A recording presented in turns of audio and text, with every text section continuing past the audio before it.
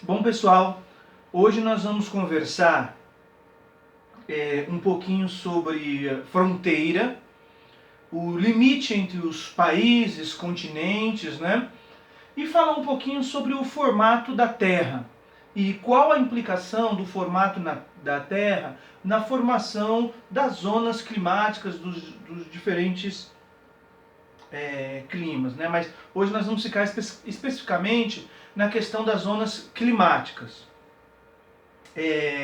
Especialmente para o pessoal do sétimo ano, o objetivo é que essa aula ajude ou colabore na realização das atividades 8 e 9 do caderno Trilhas.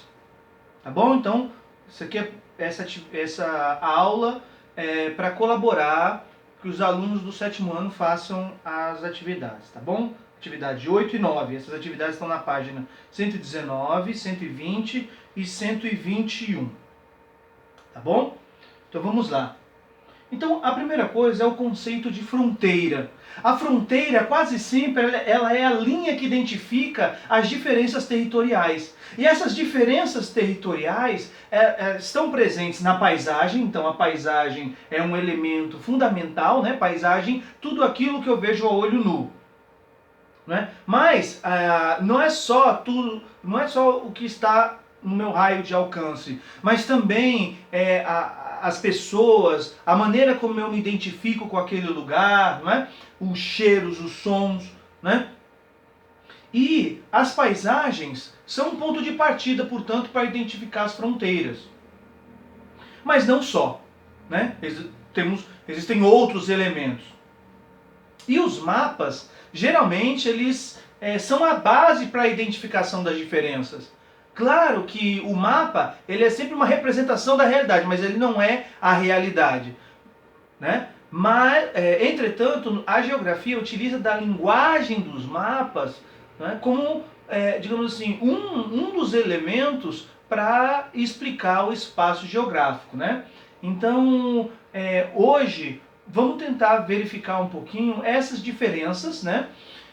Por meio dos mapas. Digamos assim, é uma aula introdutória sobre a questão dos elementos que compõem e constroem as fronteiras, né? Que não são só elementos físicos, também são elementos sociais e políticos, tá bom? Então, vamos começar pelos mapas, nos ajudando a identificar as diferenças, né? Então, quando vocês observam os mapas, um dos elementos para começar a identificar as diferenças é que, primeiro, os países têm tamanhos diferentes, né? Tem tamanhos diferentes e tem bandeiras diferentes, mas não é só pelo elemento da bandeira, mas principalmente porque nesse mapa aí você pode começar a identificar as diferenças culturais, políticas e econômicas entre os países. Ora, cada país se construiu e se constituiu com uma história diferente, com relações entre as pessoas diferentes, com relações de forças diferentes, relações políticas e sociais diferentes. E essas diferenças se expressam na língua, né? Se expressam na economia, na política, no jeito de se comportar, no que as pessoas entendem sobre o que é ética, né? Então não é só a bandeira, mas é como essa bandeira se construiu, ou seja, as fronteiras as fronteiras entre os países são resultados de relações, de conflitos, relações políticas e sociais entre as pessoas em um determinado momento histórico. Né? O Canadá nem sempre existiu, os Estados Unidos nem sempre existiu, o Brasil nem sempre existiu. Né? Só é possível falar de uma geografia do Brasil a partir de 1822, mas antes disso nós tínhamos a extensão do território de Portugal. E antes dos portugueses chegarem aqui, nós tínhamos um território que era, digamos assim, que pertencia a milhares de povos indígenas. Outro tipo de divisão, e a linguagem cartográfica, a linguagem dos mapas propicia isso, né? Outro tipo de divisão é divisão entre os continentes, por exemplo, entre os 6 continentes, como vocês estão vendo aqui: América, Europa, Ásia, África, Oceania e Antártida. Reparem aqui, primeiro eu gostaria que vocês reparassem o formato da Terra. Repare que a Terra, ao contrário do que a figura geométrica que representa a Terra, não é uma circunferência, não é um quadrado, não é um retângulo, né? Se vocês repararem, a Terra ela é esférica, porém ela é achatada nos polos, né? Então a figura geométrica que representa o formato da Terra é o geóide. Então, qual o formato da Terra? Geóide. Por quê? Porque ela é esférica e ao mesmo tempo ela é achatada nos polos norte e sul. Bom, como é uma aula introdutória também, gostaria que vocês reparassem algumas linhas, né? As chamadas linhas imaginárias, que depois vai nos ajudar a entender as zonas climáticas, né? A primeira delas é a linha do Equador, não é? A linha do Equador vai dividir a Terra em 2 hemisférios. Da linha do Equador para cima, estou usando a expressão para cima, mas não é a mais adequada. Da linha do Equador para cima, hemisfério norte. Da linha do Equador ao sul, hemisfério sul, né? Aí nós temos aqui outras linhas: Trópico de Câncer, Trópico de Capricórnio, Círculo Polar Ártico, Círculo Polar Antártico, né? Já já nós vamos trabalhar um pouquinho essa questão. Mas essas linhas vão nos ajudar a entender as zonas climáticas daqui a pouco, tá? Então, lembre-se dessas linhas para depois chegarmos lá nas zonas climáticas. Então, a fronteira, então, ela pode ser a fronteira entre os países. Eu posso usar os mapas para identificar as fronteiras entre os países. Eu posso usar os mapas para identificar a fronteira entre os continentes, no nosso caso aqui, 6 continentes. Eu posso usar os mapas para identificar, por exemplo, as fronteiras climáticas, que nós vamos observar daqui a pouquinho, né, com as questões ligadas às linhas paralelas, as linhas imaginárias. E as fronteiras também nos ajudam a identificar os limites as linhas que indicam os limites entre um país e outro, né? Por exemplo, aqui você está vendo, né? Tá claro aqui a fronteira entre o Canadá e os Estados Unidos, como também a fronteira entre a Rússia e o Cazaquistão, ou entre a Rússia e a China, não é? Ou entre Brasil e Paraguai. Lembrando que no caso da América do Sul, né, os únicos países que não fazem fronteira com o Brasil, Equador e Chile, né? Bom, e que o oceano que banha as costas brasileiras é o Atlântico, né? Que é também o mais navegável, não é o maior do mundo, o maior é o Pacífico. Pois bem, nós estamos aqui nos aproximando desse mapa, que nós vamos chamar de... Ele está num plano, né? Nós chamamos de planisfério, né? É uma aproximação. Em outras aulas, nós trabalharemos um pouquinho melhor essa questão, né? Tudo bem?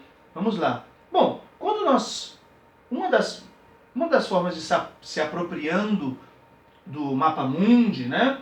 É identificar as diferenças. Uma das diferenças pode ser a extensão dos países, ou seja, o tamanho dos países, né? Não só, é claro que a explicação do espaço geográfico é muito mais complexa, mas nesse caso aqui são aproximações primeiras, né? Nós estamos nos aproximando do tema, né?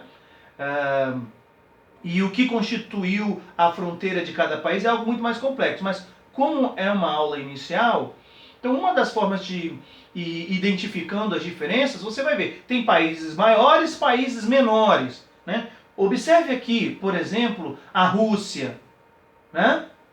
A extensão da Rússia é diferente da extensão do Japão. A extensão da Rússia é diferente da extensão de Madagascar ou do Egito, aqui no continente africano, né? Tem outros países bem extensos também.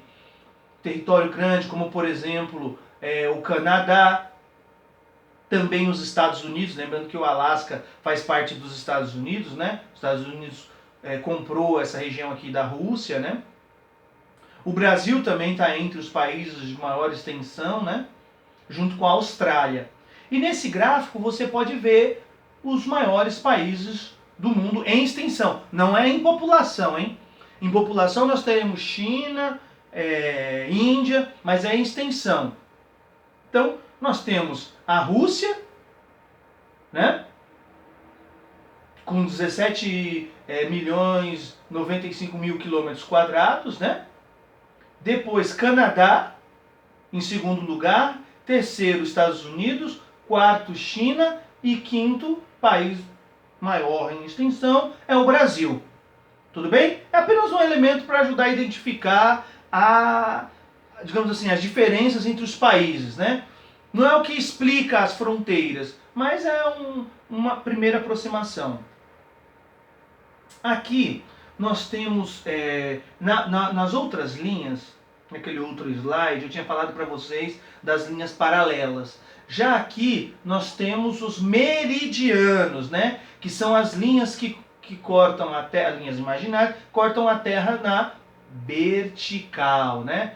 As paralelas cortam o planeta na horizontal. No caso dos meridianos, na vertical, né? Então, meridianos e linhas paralelas. Os meridianos são fundamentais, especialmente para a identificação dos fusos horários, que será um tema de uma outra aula, né?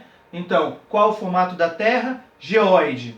Qual a linha que corta a Terra ao meio e vai dividi-la em dois hemisférios? A linha do Equador, que é essa linha azul aqui, ó, que vocês estão vendo, ok? Tá certo? Então, linhas paralelas, os meridianos. Bom, para entender por que a Terra tem diferentes climas, a primeira coisa é saber que a Terra faz parte de um sistema, que nós chamamos de sistema solar. Portanto, quem fornece energia solar para a Terra é o Sol. Nós temos no espaço dois tipos de astros, né? Astros luminosos, como é o caso do Sol.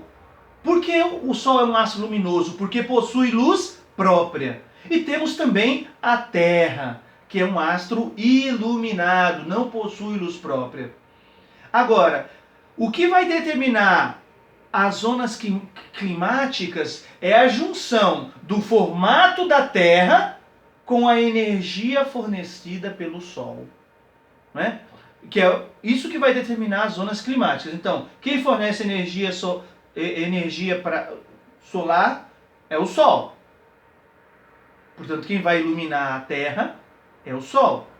Agora, esse Sol não bate de maneira igualitária na Terra, devido a dois fatores. Primeiro, a inclinação da Terra é um elemento que vai fazer com que o Sol, os raios solares atinjam a Terra em diferentes momentos, mas também com intensidades diferentes, dependendo da parte da Terra, né? A inclinação. E a outra é o formato da Terra. E como vocês viram, a Terra tem o formato de um geóide, né? Então, a inclinação da Terra vai influenciar como os raios solares, como a energia solar chega aqui, mas também, né, o formato da Terra de um geóide que é esférico e achatado, certo, pessoal? Então, percebam que os raios solares, né, percorrem uma distância menor para bater no centro da Terra. Olha a distância aqui, ó,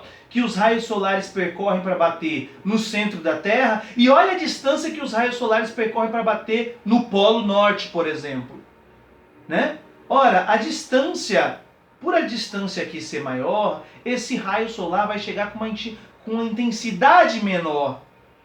E aí aqui vai ser frio. Já como a distância aqui é menor, esse raio solar vai chegar com uma intensidade maior.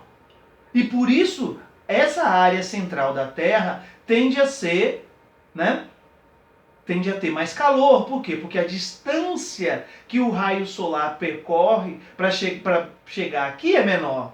Então ele chega mais forte, né? Ele chega bem mais forte. É como se você fosse colocar a mão na luz. Quanto mais próximo da luz, mais quente fica a tua mão. Quanto mais distante, né, menos calor você vai sentir. A mesma coisa é aqui, né? Exatamente pelo formato de geóide da Terra, né, o raio solar vai percorrer uma distância menor para chegar aqui. Então ele chega com uma intensidade maior, mais forte, para usar uma linguagem que vocês entendam. Já aqui nos polos a distância é muito grande. E aí faz com que os raios solares cheguem com uma intensidade bem menor do que nas áreas tropicais da Terra. E nas zonas temperadas, são áreas intermediárias, o raio solar chega com uma intensidade, né, moderada. Isso vai fazer com que a Terra tenha 3 zonas climáticas, não é? Primeira coisa, a área que está entre o Trópico de Câncer e o Trópico de Capricórnio, nós vamos chamar de zona tropical, né? Lembra da música do Jorge Benjor lá? Moro num país tropical. Ok, pessoal? Então aqui são as áreas mais quentes, né? Os chamados países tropicais, tá certo, pessoal? Já o Brasil, inclusive, a maior parte do território brasileiro fica entre o Trópico de Capricórnio e o Trópico de Câncer. Por isso que o país tem um clima quente, né, se comparado a outros países. Já essa área aqui de azul, onde nós temos o Círculo Polar Ártico e o Círculo Polar Antártico, são as zonas frias, também conhecida como clima polar, né? E aqui de amarelo nós temos o clima temperado, né? Que são áreas que estão entre o Trópico de Câncer e o Círculo Polar Ártico, ou entre o Trópico de Capricórnio e o Círculo Polar Ártico. Então, quais são as 3 zonas climáticas da Terra? Tropical, temperada e polar. Tudo bem, pessoal? O clima temperado, o clima temperado é aquele em que as estações quase sempre são bem definidas. No inverno cai neve, aí você tem a primavera, né? Você tem também o outono. São estações muito bem definidas. A vegetação também é muito parecida, né? Em geral, árvores coníferas, né? Já aqui, a vegetação tropical, claro que tem outros elementos que definem a vegetação, né? A umidade define a vegetação. Por exemplo, São Paulo tem esse tipo de vegetação muito em função da umidade que vem da Amazônia, né? Tem outros elementos, mas um elemento que ajuda a entender o clima é o formato da Terra, né, e a maneira como os raios solares batem. Então, como vocês estão vendo aqui, né, nas áreas tropicais, entre o Trópico de Capricórnio e o Trópico de Câncer, os raios chegam com maior intensidade porque percorrem uma menor distância. Nas áreas polares, os raios solares chegam com uma menor intensidade. Por quê? Percorre uma maior distância. Olha a diferença daqui para cá. Tá bom, pessoal? Então espero que essa aula tenha colaborado para que vocês resolvam as atividades do Caderno Trilha, páginas 119, 120 e 121. Atividade 8 e 9. Um grande abraço. Tchau, tchau.